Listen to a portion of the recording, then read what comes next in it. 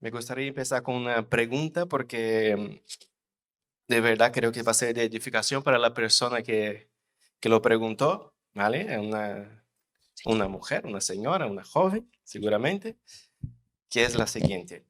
Si soy miembro de una iglesia, Jesús solo, ¿debo moverme a otra iglesia?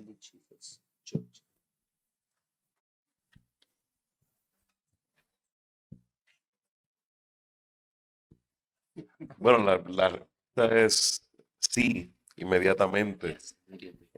Sabemos que este movimiento Jesús solo no es un movimiento que lo podemos catalogar como cristiano. Por lo tanto, no es el Cristo bíblico el que se predica en ese lugar y es una deshonra al Señor. O sea que honestamente están perdidos las personas que están ahí. No sé si quiere aportar algún otro hermano. Una de las situaciones graves que tenemos en Latinoamérica es cuando decimos solos Cristos. Sí. Y Cristo solamente. Entonces nos acusan que no contamos con el Espíritu Santo ni con el Padre. Entonces, es muy importante dentro de las predicaciones y de la manera como hablamos que la salvación es un trabajo del consejo de Dios, Padre, Hijo y Espíritu Santo. Entonces hay que tener mucho cuidado para explicarles. Porque, por ejemplo, creo que en Brasil hay una religión que se llama solamente el Espíritu Santo. Y eso es herejía, ¿sí?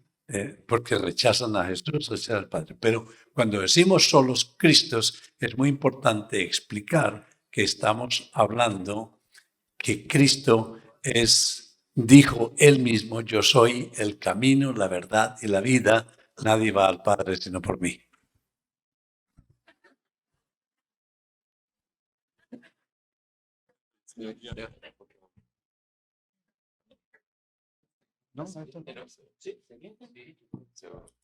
Bueno, creo que quedó bastante claro, ¿no?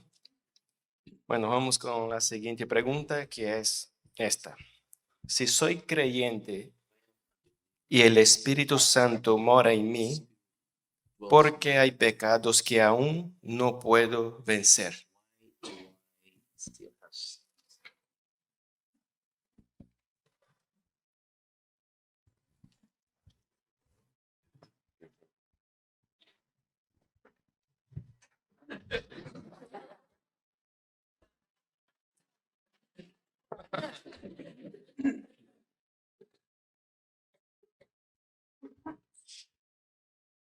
We all have the remains of what John Owen referred to as indwelling sin.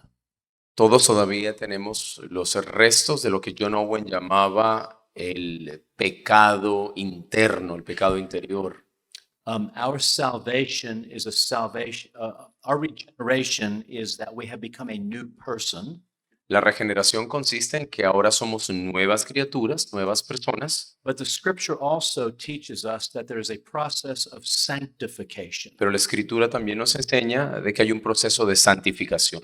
And the beautiful definition of sanctification that comes from the Westminster Catechism Y hay una hermosa definición de la santificación que proviene del Catecismo de Westminster, is by the power and the indwelling of the Holy Spirit, es que por el poder y la habitación del Espíritu Santo, we are enabled to become more and more like Christ somos capacitados para ser cada vez más como Cristo and less like the world.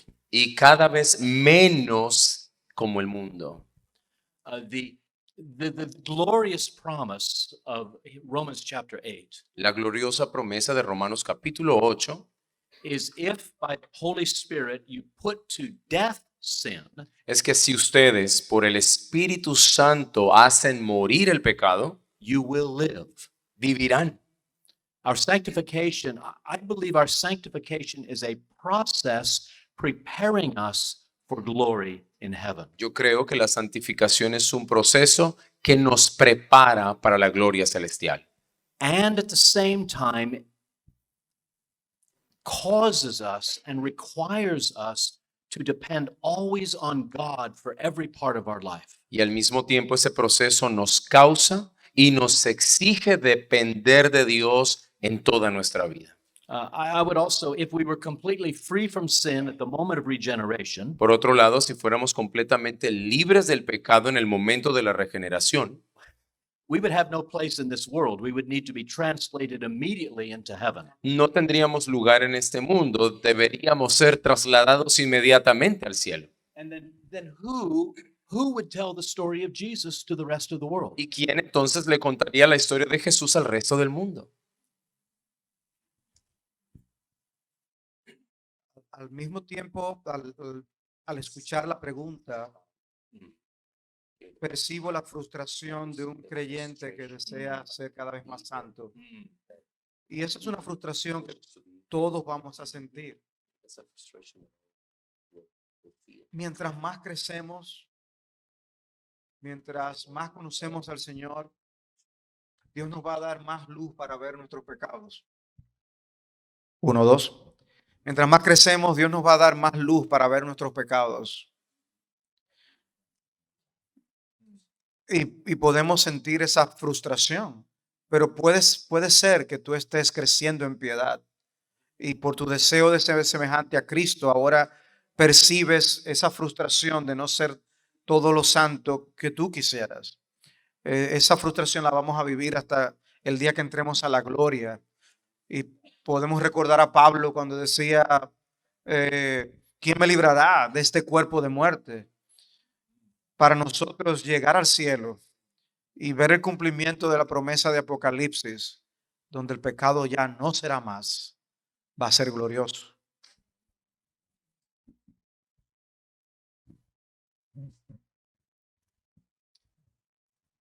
Siguiente. ¿Cómo disminuye la gloria de Cristo, el Cristo romano?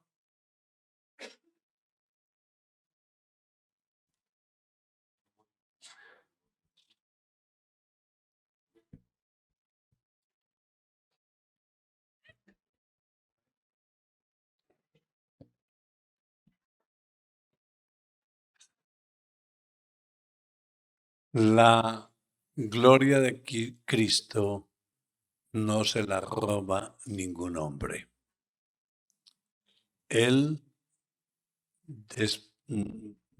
se despojó voluntariamente de ciertas prioridades, como lo indica el libro de los Filipenses, pero jamás se despojó de su divinidad o de la gloria que tiene como Dios. En el catolicismo romano no tienen necesidad de destruir la gloria de Cristo, sino ellos destruyen su propia gloria de no estar en Cristo, porque niegan el Cristo bíblico.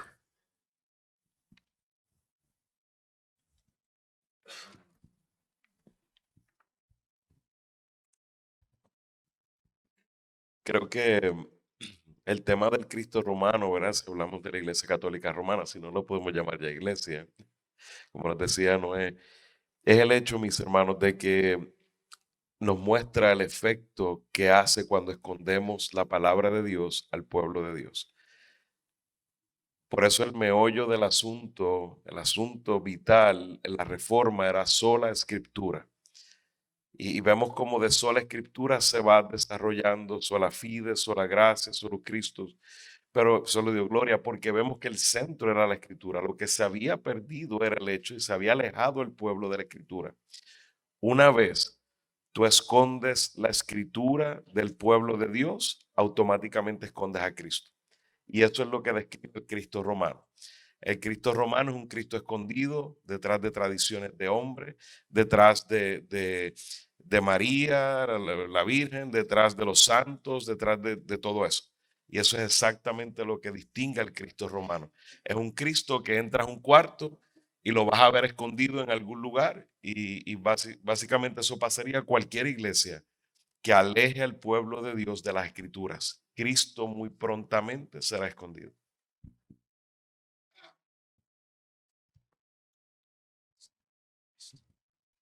Simplemente para un ejemplo práctico en la iglesia donde pastoreo, hay un hermano que él viene del catolicismo romano, se convirtió estando en la iglesia, pero una de las cosas que él dijo es que cuando empezó a estudiar, y a raíz de lo que nuestro hermano decía, cuando empezó a estudiar, tomando cursos de teología, cuando empezó a estudiar la palabra, empezó a darse cuenta de algo. Empezó a ver al Cristo que nunca antes había conocido.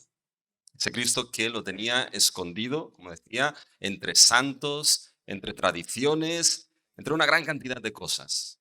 Y la palabra, lo que hizo por la obra del Espíritu, es mostrarle el centro y el corazón que late en la Escritura, en la revelación, que es Cristo. Y su expresión fue esta, que conoció al Cristo que nunca antes había conocido. Por otra parte, es muy importante que nosotros, los cristianos, tengamos una pasión para presentarles el Evangelio a los católicos romanos.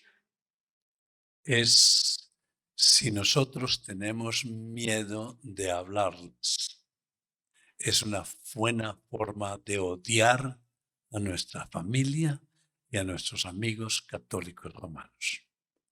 Entonces, estamos mañana voy a dar una conferencia en la iglesia donde labora el pastor Sánchez de cómo presentar el Evangelio a los católicos romanos con amor, con compasión, con conocimiento de lo que ellos creen, jamás atacando a María, jamás atacando a sus ídolos, jamás atacando el culto de los santos, jamás. No se toque eso. Eso no es necesario. Nuestro objetivo es presentarles a Jesús y con toda tranquilidad decirles que nosotros amamos a María, que no podemos amar a Jesús y odiar a su madre o dar esa impresión. Usted no puede venir a mi casa a insultar a mi madre y tratar de venderme un par de zapatos. Sí, porque eso es lo que ellos piensan, que nosotros odiamos a María. Entonces, ¿qué hacemos? Les decimos simplemente que nosotros amamos a María porque la Biblia dice, bienaventurada me llamarán todas las generaciones. Y todos los santos, San Isaías, San Moisés, San Pedro, San Juan, estos tipos dieron demostración de que creían en el Mesías o en Cristo y son salvos de la misma forma que todos nosotros somos salvos, con la fe en Cristo. Entonces, sencillamente decimos, la amamos, ella está en el cielo, ella es la madre de nuestro Señor Jesucristo, Dios la escogió para ser la madre de su Hijo.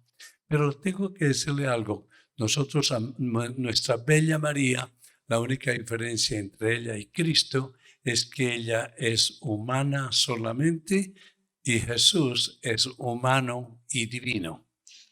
Y siendo Jesús humano y divino, es omnipresente y puede escuchar las oraciones. Pero nuestra bella María está en el cielo, pero no puede escuchar las oraciones porque ella no tiene los atributos del Santo Dios. Y tratar de partir de ese directamente a decirle, mira, una pregunta, si te mueres esta noche, ¿para dónde vas? ¿Para el cielo o para el infierno? ¿Para dónde vas? Tienes la seguridad de salvación. Amados, cuando yo como católico romano descubrí la belleza de saber que yo puedo saber con toda seguridad antes de morir si voy para el cielo, fue como si las puertas del cielo se abrieron para mí y no había más discusión. Pero esa es la belleza, presentarla. Y amados, una palabrita.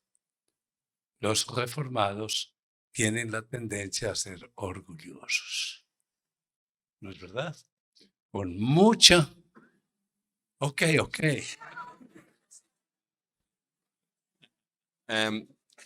Solo una cosa. Mi hermano ha dicho que mañana va a dar una conferencia en nuestra iglesia. Yo les amo mucho, pero tenemos un aforo solamente de 80. ¿Eh? Así que no vamos a caber todos. ¿Eh?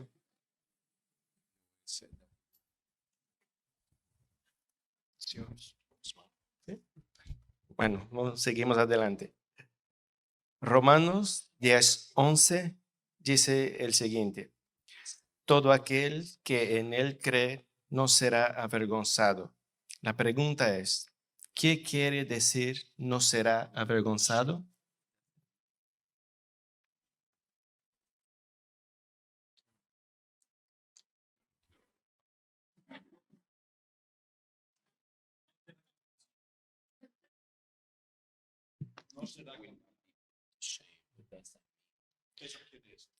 Vale.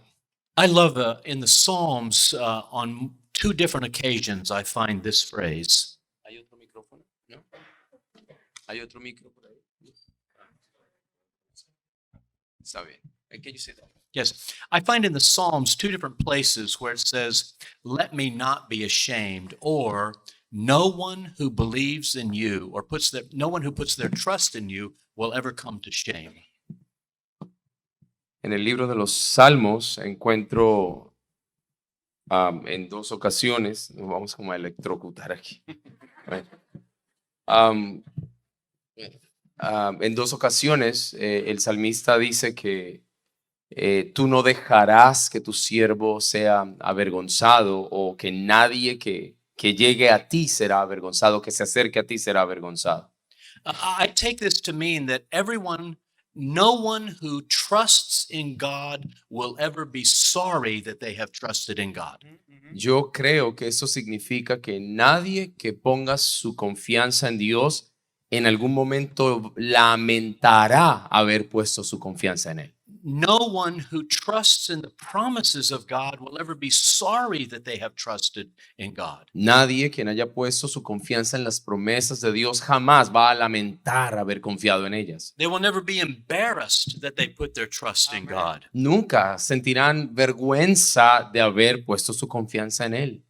We may have doubts, and we may have times when we are anxious for God. Tal vez vendrán tiempos de dudas y de ansiedad, But eventually, the shame, the embarrassment will all go away when we see his purposes displayed in front of us. pero eventualmente no habrá ningún tipo de vergüenza por nuestra confianza en él, porque vamos a ver sus propósitos siendo revelados y mostrados claramente en nuestras vidas.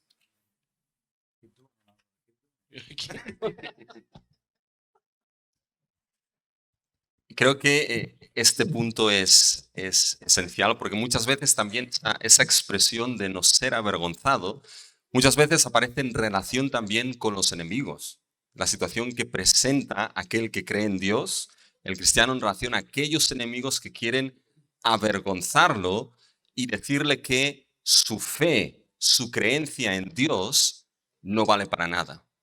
Y les hago un poco de spoiler del mensaje de después, porque algo tiene que ver con esto, pero ciertamente llegará el día que quizá en este mundo, aquellos que creemos en Dios por diferentes situaciones, aquellos que son enemigos del Evangelio, enemigos de Cristo, buscan muchas veces avergonzar al creyente en diferentes situaciones. ¿Crees en Dios? ¿En este Dios es el que crees? ¿De verdad ha sucedido esto en tu vida y ese es el Dios que dices que es todopoderoso, que te ama y que te protege?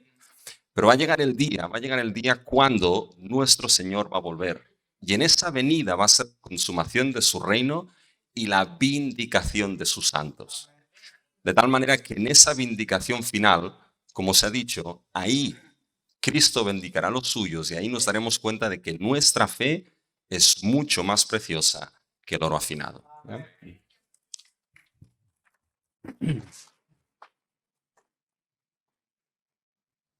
Hay una ciencia en teología que se llama hermenéutica.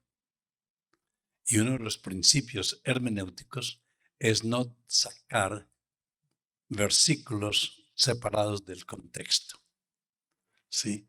Como usted mencionó, Romanos 10, 11, tenemos que pensar en Romanos 10, 9, 10 y 11 para verlo dentro del contexto.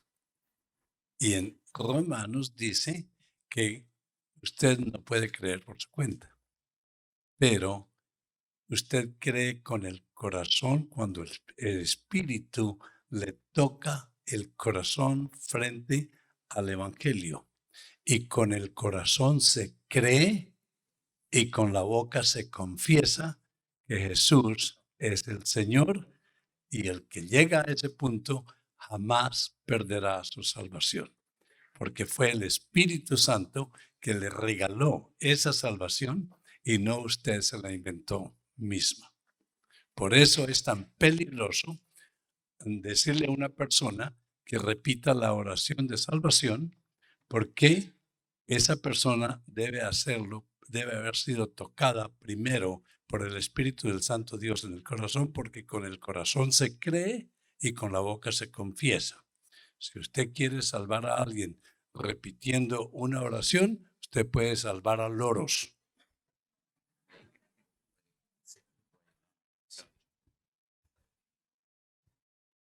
Sí, hay un elemento muy importante en medio del texto, y si en el capítulo 9 de Romanos, el apóstol Pablo comienza su argumento en cuanto a Israel, y creo que a lo mejor la pregunta era para un poquito más en detalle, a pesar de que concuerdo con todo lo que los hermanos están diciendo, pero creo que es sumamente importante mirar ese texto en el capítulo 9, versículo 30, hablando el apóstol Pablo diciendo: ¿qué diremos entonces? Que los gentiles que no iban tras la justicia alcanzaron justicia, es decir, la justicia que es por fe, pero Israel, que iba tras una ley de justicia, no alcanzó esa ley. ¿Por qué? Porque no iban tras ella por fe, sino como por obras. Tropezaron en la piedra de tropiezo, tal como está escrito, y cita: he aquí, pongo en Sión una piedra de tropiezo y roca de escándalo, y el que crea en él no será avergonzado. Y ahora, como decía el doctor Noé, continúa el contexto de la salvación, que aquellos que están en Cristo son los que no son avergonzados, como decían mis hermanos, pero nos damos cuenta y nos da una enseñanza clara de que la salvación es por fe. La salvación no es por obra. El que va a una salvación por obra simplemente va a ser despedazado en la piedra que es Cristo, en esa roca angular que es Cristo, y aquel que cree sin las obras, solo en Cristo, aquel no será avergonzado. Y obviamente me uno a todo lo que dicen los hermanos. Bueno, seguimos hablando de versículos sueltos, ya que empezamos. La pregunta es la siguiente. ¿Te ha dicho que Dios prohíbe la posibilidad de sacerdotes humanos?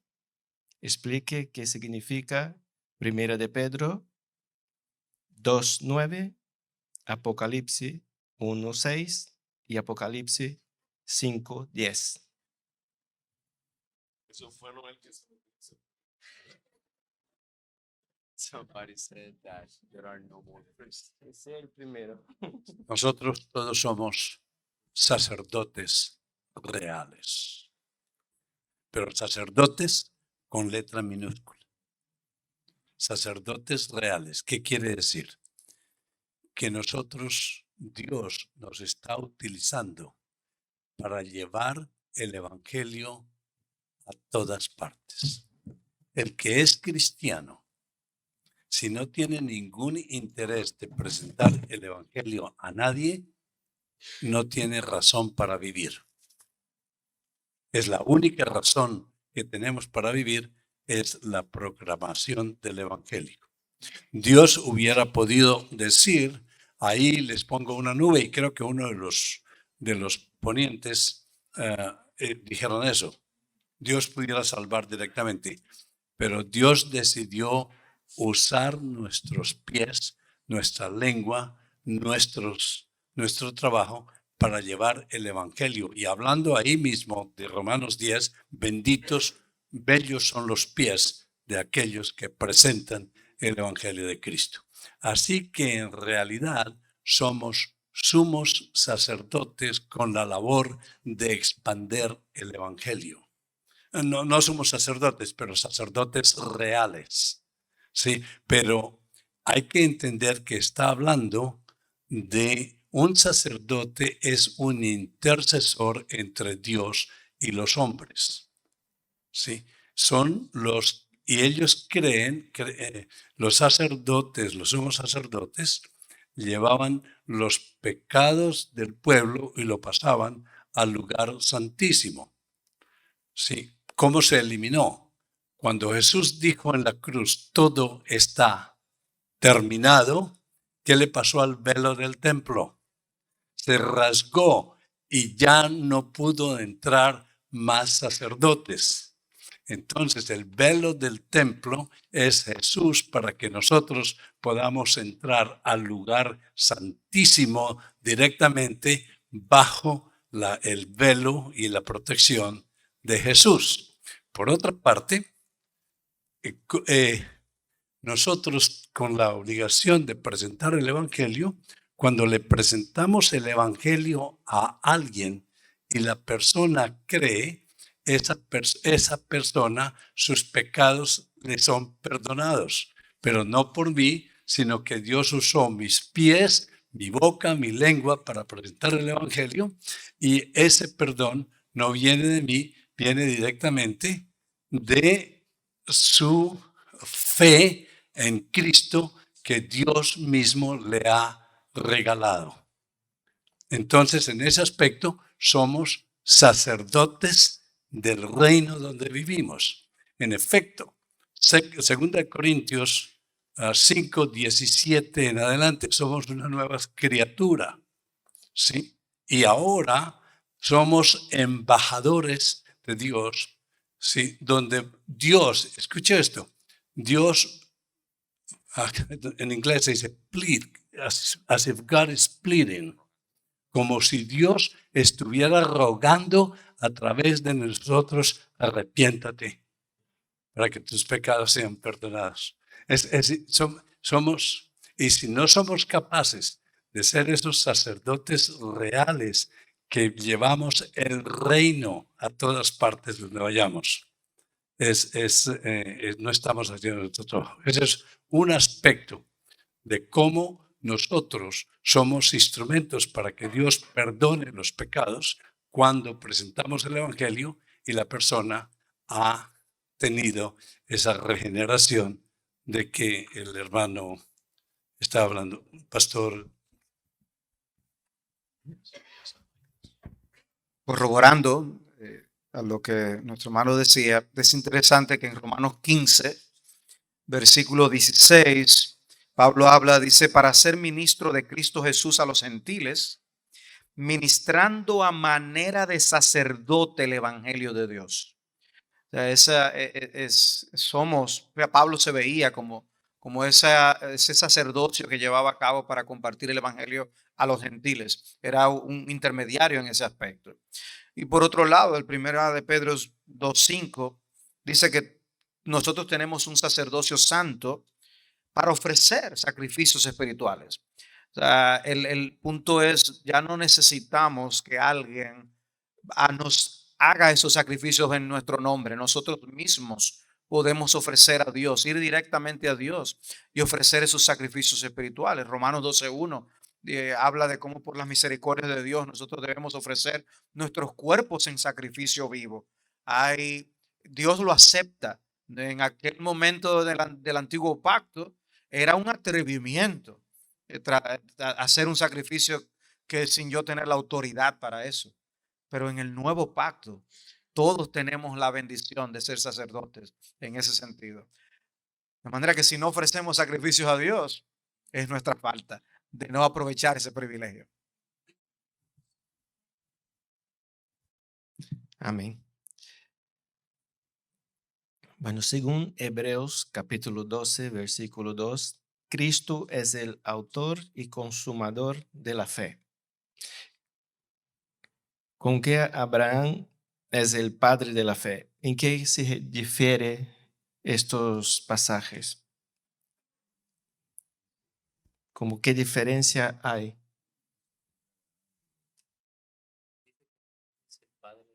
Sí.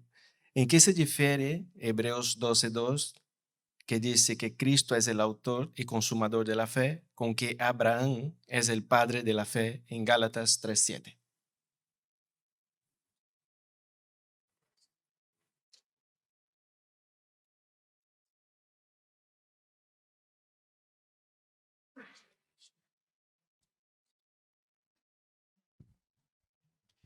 The scripture uses the word faith in two different ways for us. La escritura para nosotros usa la palabra fe de dos formas diferentes. A faith as an action, the action of believing and trusting. Primero, la fe como una acción, la acción de creer y de confiar.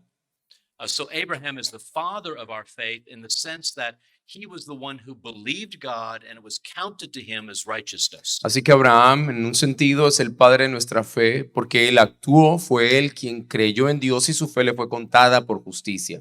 He is the one who is the exemplar. He is the example of what it means to live by righteousness. Él es tomado como un ejemplo de lo que significa creer y vivir con fe y ser justificado. Trusting and believing the promise of God, he becomes the father of all of those who follow that example of believing and trusting. Así que él, al creer y confiar en las promesas de Dios, de ese modo se convierte en el padre de todos los que después de él confían y creen en las promesas del Señor. When we come to Hebrews and we see that Jesus is the founder and the perfecter of our faith, the word is used in a different way. Pero en el libro de Hebreos, cuando se dice que Jesús es el autor, fundador y perfeccionador de nuestra fe, la palabra se usa de una manera diferente. Here, Jesus is the author or the founder of the content of that which we believe. Aquí Jesucristo es el fundamento y el perfeccionador de la fe en el sentido de que Él es el contenido de aquello de lo que creemos. And in that way, we have Abraham who shows us how to believe. Entonces, por un lado, Abraham como padre nos muestra cómo creer. And we have Jesus who shows us what to believe. Y por otro lado, vemos a Jesús quien nos muestra qué es o en quién es que debemos creer. But when Abraham believed, what he was believing was an incomplete story. Pero mientras Abraham creía, en lo que él creía era en una historia incompleta. Jesus completes the story. He perfects what we are to believe. Así que Jesús, al entrar en escena, él completa la historia y perfecciona aquello en lo que nosotros debemos creer. Okay. Hermano Rubén.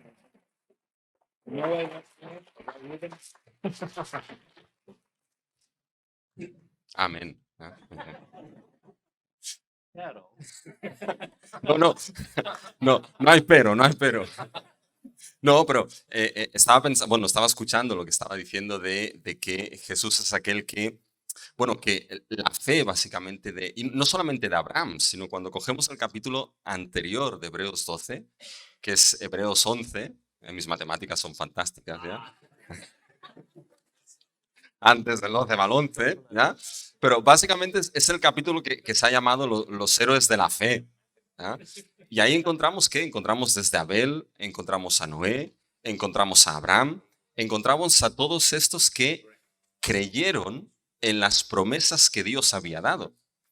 Y era una fe incompleta, precisamente, como está dicho, ¿en qué sentido? En que creyeron, pero murieron sin ver el cumplimiento de las promesas, ¿ya? Sí, un momentito. Que dice, y todos estos, en Hebreos 11:39 dice, y todos estos, aunque alcanzaron buen testimonio mediante la fe, no recibieron lo prometido. Es decir, ellos miraban, puesto de esta manera, y creían en aquel que tenía que venir. Pero murieron sin alcanzar lo prometido.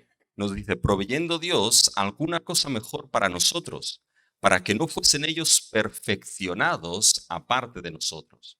Pero cuando viene el nuevo pacto, que esto es algo con lo que juega el autor de Hebreos, antiguo y nuevo pacto, cuando viene el nuevo pacto con la venida de Cristo Jesús, todo eso que ellos creyeron, anhelaron, vieron desde la lejanía, viene el autor y el consumador de nuestra fe que lo trae a perfección.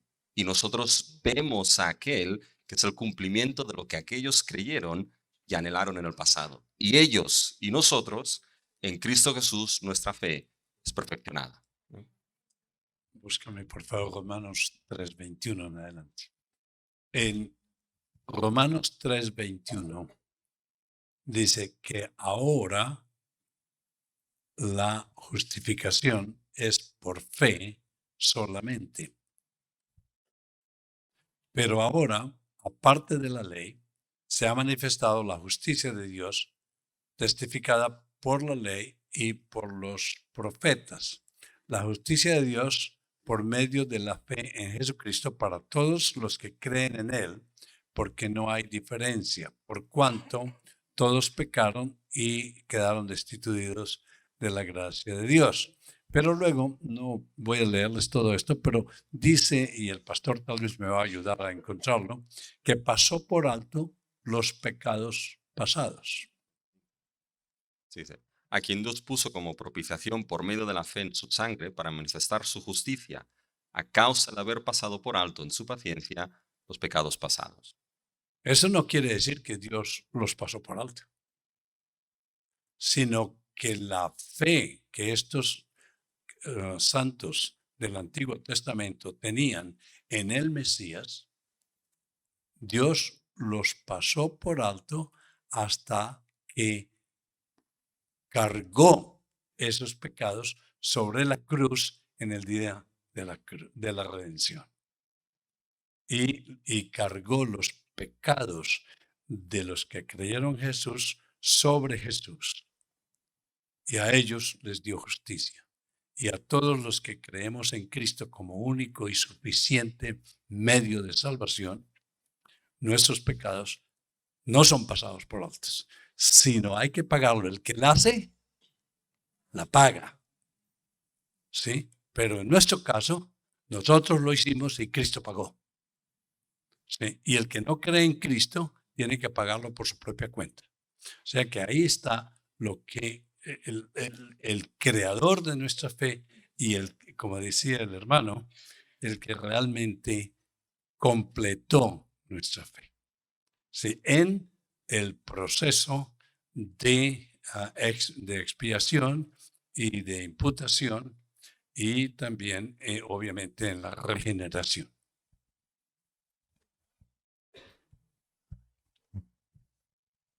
Quiero leer un texto rápido que creo que va a dar conclusión en todo lo que han dicho los hermanos muy acertadamente. Y está en Juan capítulo 8, versículo 52. Estaban los judíos atacando a Jesús de todas maneras, diciendo que tenía un demonio. Y dice, los judíos le dijeron, ahora sí sabemos que tienes un demonio. Abraham murió y también los profetas. Y tú dices, si alguien guarda mi palabra, no probará jamás la muerte. ¿Eres tú acaso mayor que nuestro padre Abraham que murió? Bueno, sabemos cuál es la respuesta. Y ahí es donde vemos la diferencia entre el padre Abraham, el padre de la fe que nos representa a nosotros que somos pecadores, pero vemos ahora al autor y consumador de la fe. Y dice, los profetas también murieron. ¿Quién crees que eres? Bueno, claro, el todo, el perfecto, el autor y consumador de la fe. Jesús responde, si yo mismo me glorifico, mi gloria no es nada. Es mi Padre el que me glorifica, de quien ustedes dicen, Él es nuestro Dios. Ustedes no lo han conocido, pero yo lo conozco. Y si digo que no lo conozco, seré un mentiroso como ustedes, pero si lo conozco y guardo su palabra, pero si lo conozco y guardo su palabra. Abraham, el padre de ustedes, ahora es el padre el que nos representa a nosotros, se regocijó esperando ver mi día y lo vio y se alegró. Y sabemos cómo termina esto. Jesús le dice, en verdad les digo que antes que Abraham naciera, yo soy. Entonces tomaron piedras para tirárselas, pero Jesús se ocultó. O sea, vemos ahí la relación. Él es el Padre que nos representa a nosotros. Vemos a Jesús, el autor y consumador de la fe. Abraham vio su día y se gozó. Vamos para otra. Independientemente de las consecuencias del pecado, ¿realmente todos los pecados son iguales delante de Dios?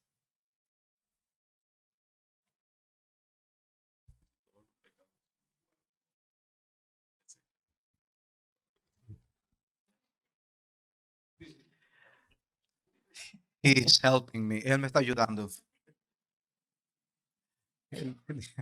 Sí y no, me dijo él. Y esa es la respuesta. Sí y no. O sea, nosotros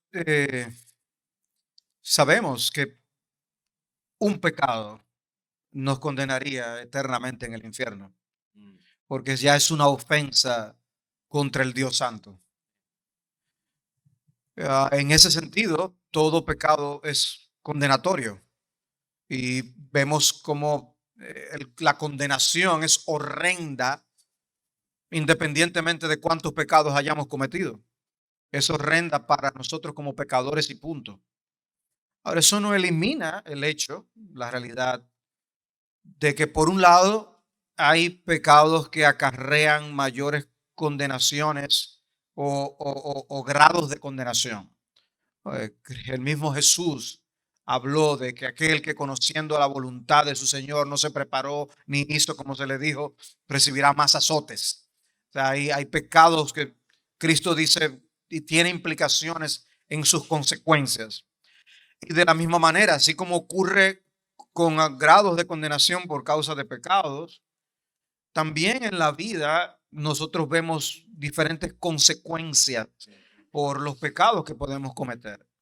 Y en ese aspecto, el mismo Cristo dijo, si alguien hace caer a uno de estos pequeñitos, mejor le fuera que se colgara una piedra de molino y se lanzara al mar. O sea, está hablando del carácter tan horrendo de ese tipo de pecado que afecta a otros. Entonces, en ese sentido, sí hay pecados que podemos evaluar de grados de implicaciones. Ahora, nosotros como creyentes debemos aborrecer el pecado como pecado. Nuestro problema, amados hermanos, nuestro problema es que a veces nosotros vemos el pecado de otro como peor que el nuestro. El problema de otro es más grave que el mío. Y entonces tratamos con mayor dureza a veces a otros pecadores. Y nos tratamos con indulgencia. Si nosotros crecemos en el entendimiento de la santidad de nuestro Dios y la gravedad de nuestro pecado, vamos a llorar nuestro propio pecado. Vamos a crecer en la bienaventuranza de aquellos de los que lloran, bienaventurados los que lloran. Y vamos a aprender a llorar nuestro pecado, más que lo que pueda sentir, lo que podemos sentir por el pecado de otros.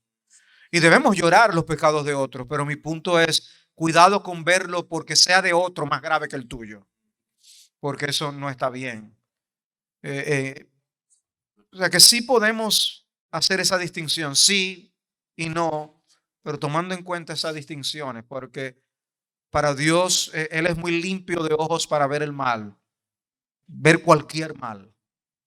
Pero el Señor mismo es el que dice que el castigo para las ciudades de Sodoma y Gomorra iba a ser más ligero que el de Betsaida, Corazín y Betsaida, y Capernaum y Betsaida por haber despreciado al Hijo de Dios que le llevó el mensaje del Evangelio. Entonces, hay que vivir en ambas cosas, en ambas realidades.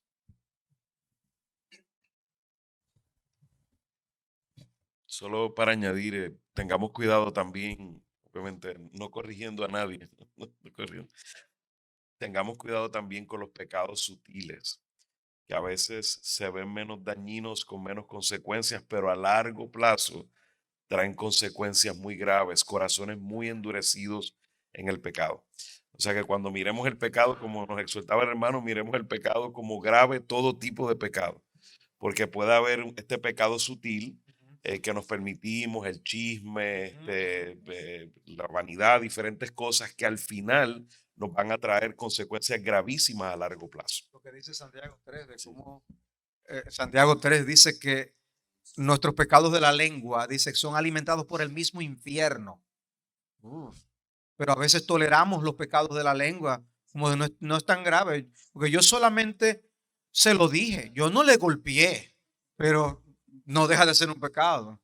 Es más, va tan lejos Jesús que dice hasta los pecados de nuestros pensamientos son pecados realmente serios en la presencia de Dios. Also, I think it's helpful for us to think of sins, as we said, all sins are equal when they are again, all sins are equal and they are an offense against the grandeur and the holiness of God. También debemos pensar en que todos los pecados son iguales en el sentido de que son una ofensa contra la grandeza y la santidad de Dios. When our Lord taught us to pray, he taught us to ask for forgiveness of our debts.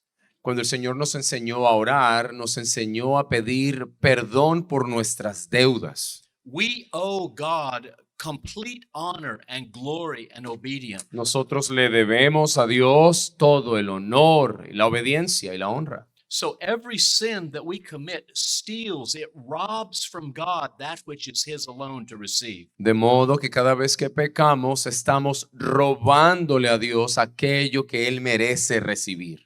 And I think it's helpful for us to think of the 10 commandments as a reflection of the character and the perfection of God. También es bastante útil para nosotros analizar y ver los 10 mandamientos como una muestra del carácter y de las perfecciones de Dios. So every infraction of the 10 commandments is a desecration of the character of who God is. Así que cada infracción y quebranto de los 10 mandamientos es una deshonra para el carácter del Señor. In this way, they are all grave consequences to our heart and soul. Even those sins of omission. Yes, okay, yes. Incluso pecados de omisión, todos esos pecados van a traer graves consecuencias. Amén. Siguiente. Contexto. Primero un contexto para que pueda entender la pregunta. Amén. Dice así. Alguien me preguntó por qué es tan importante la resurrección de Cristo para nuestra salvación, más allá de su vida perfecta y su muerte en la cruz. Recordé las palabras de Pablo: si Cristo no resucitó, vana es nuestra fe y seguimos muertos en nuestros pecados. Pero no supe explicarlo más profundamente.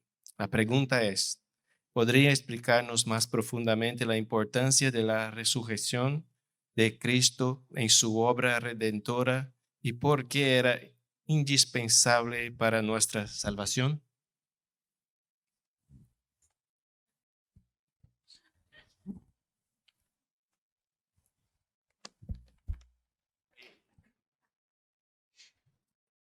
La última. Es la última, ¿eh?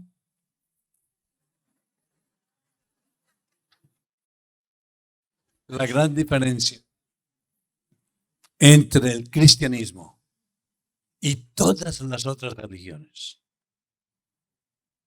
es que Jesús resucitó. Mohammed no ha resucitado. Su cuerpo está ahí. Todos, es gran diferencia esencial, sí, que Jesús resucitó. Si no, no hubiera demostrado que fue capaz de redimirnos. Me gusta esta pregunta porque es la que uso normalmente con las personas que nos vienen a decir que todas las religiones son iguales, porque todas buscan a Dios. No, nosotros somos exclusivos porque nuestro jefe resucitó.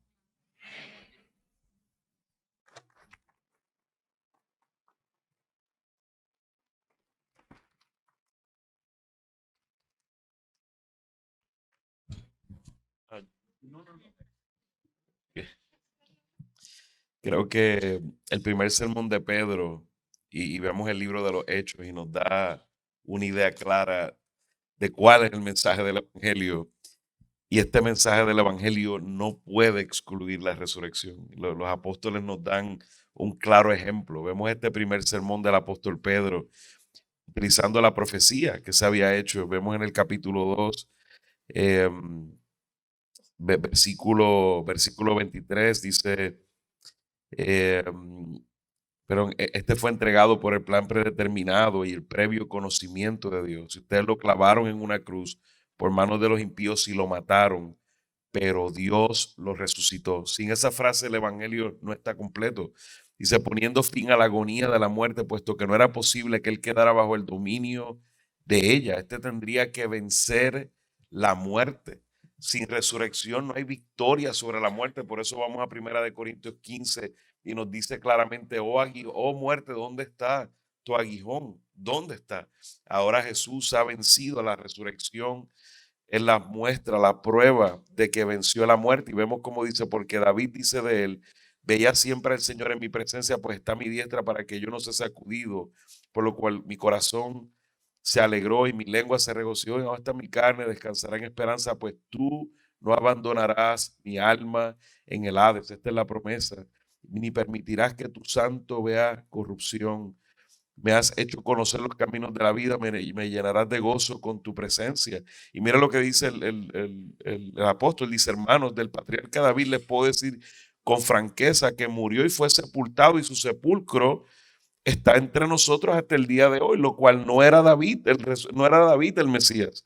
Claramente dice, pero siendo profeta y sabiendo que Dios le había jurado sentar a uno de sus descendientes en su trono, miró hacia el futuro y habló de la resurrección de Cristo, que ni fue abandonado en el Hades, ni su carne sufrió corrupción. Y vuelve y repite, a este Jesús resucitó Dios, de los cuales todos nosotros somos testigos. Un mensaje un evangelio sin resurrección no es evangelio. No hay victoria sobre la muerte, nosotros estaríamos en nuestros pecados sin ninguna esperanza.